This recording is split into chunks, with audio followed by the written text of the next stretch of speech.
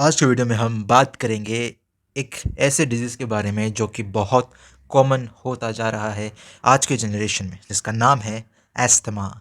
Asthma एक lungs disorder है और इसका मैकेनिज़्म छोटा सा है, पर ये बहुत ही क्रॉनिक कंडीशन है। इसलिए इसे हम कहते हैं COPD, यानी कि क्रॉनिक ऑब्स्ट्रक्टिव पल्मोनरी डिजीज़। इसका कोई ट्रीटमेंट नहीं है। जी हाँ, इसके लिए कोई भी दवाई नहीं बनी है जो कि इसे परमानेंटली ठीक कर दे। ना ही एलोपैथी में, ना ही होम्योपैथी में।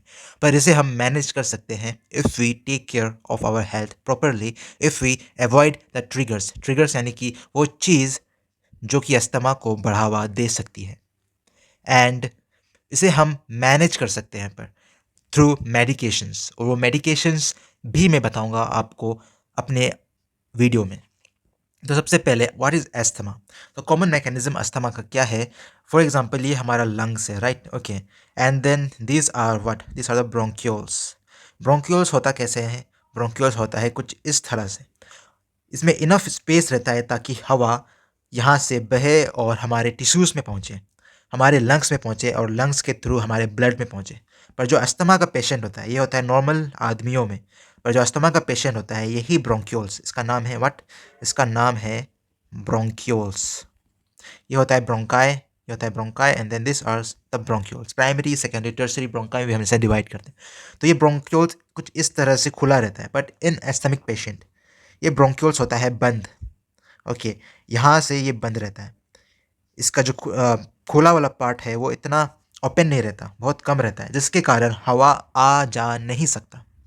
और इसी के कारण आदमी को होता है दिक्कत।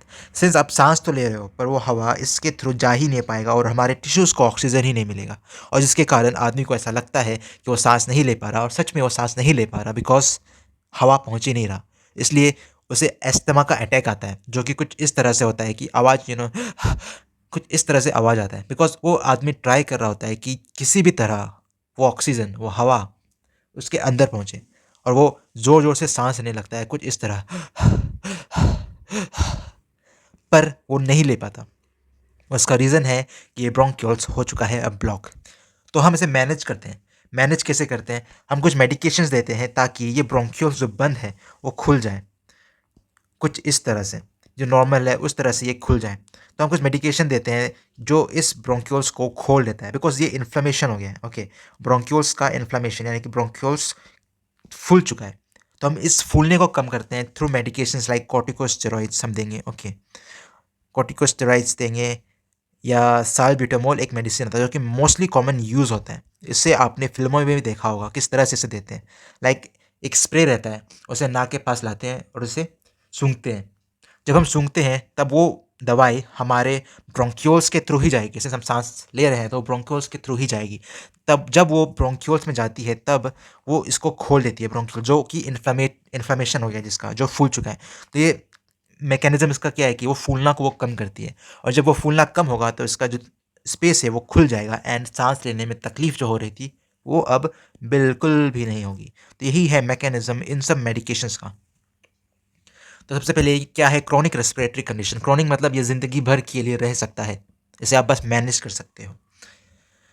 इट काउजेज इन्फ्लेमेशन, जैसे कि मैंने कहा था ब्रोंक्यूल्स का इन्फ्लेमेशन होगा, and narrowing of the airways making it difficult to breathe. सांस लेने में बहुत ज़्यादा तकलीफ आएगी।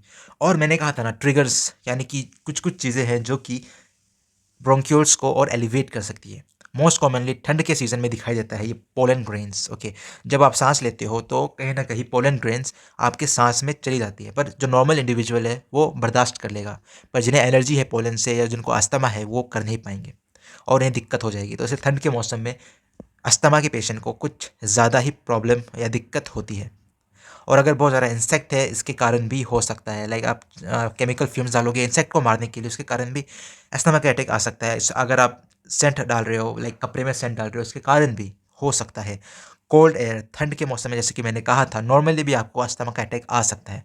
Smoking, pollution is very common asthmatic triggers, so we should avoid this kind of things. Pets का बाल हो गया, वो सब के कारण भी हो सकता है अगर आप एक्सरसाइज कर रहे हो। अस्थमा के पेशेंट को ज़्यादा हार्ड एक्सरसाइज नहीं करना चाहिए। अगर कर भी रहे हैं तो प्रिकॉशंस लेके करें, बिकॉज़ जब आप करेंगे तब ऐसा हो सकता है कि आपको अस्थमा का अटैक आ जाए। स्ट्रेस ले रहे हो उसके कारण भी अस्थमा का अटैक आ सकता है, कि बहुत सारा फ़िल्मों में स्ट्रेस के कारण ही दिखाते हैं, और सच बात है, जब भी स्ट्रेस आता है तब अस्थमा का अटैक आने का चांस बहुत ज़्यादा बढ़ जाता है। इसलिए जिन्हें भी अस्थमा का अटैक आता है उन्हें ये इसमें मेनली हम डालते हैं साल्ब्यूटामोल, ओके, एंड कॉर्टिकोस्टेरॉइड्स भी रहता है इसका एफिकेसी बढ़ाने के लिए, और ये इनहेलेशनल फॉर्म में रहता है। इसे बस सूंघना होता है, हवा का मुंह में डालेंगे और इसको दबाएंगे, ये हवा गैस निकलेगा और ये गैस के थ्रू हमारे ब्रोंक्यूल्स में जाएगा और इन्फ्लेमेशन कम करेगा।